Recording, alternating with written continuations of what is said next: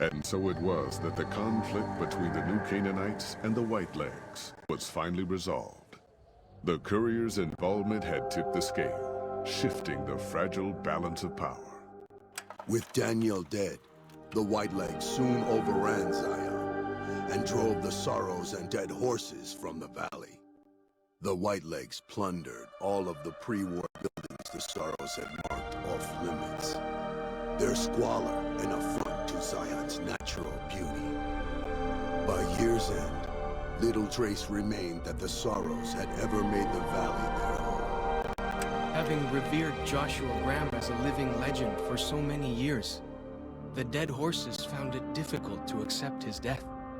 New Canaanite missionaries sought to remain in contact with the tribe, but lacking Joshua's authority, their influence dwindled. Still, as an expression of enduring respect for their lost spiritual leader, the Dead Horses helped protect the lands where New Canaanites settled.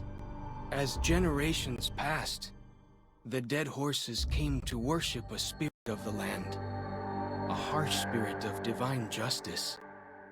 They called it Joshua. Already weakened by several seasons of bad trading, the Happy Trails Caravan Company was devastated by the failure of its expedition.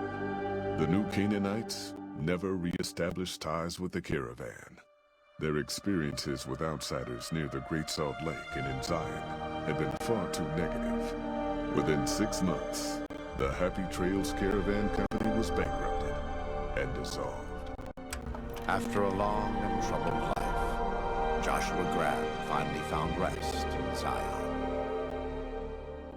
In the end, his unswerving militancy had accomplished what the NCR's finest sharpshooters and Caesar's wrath could not.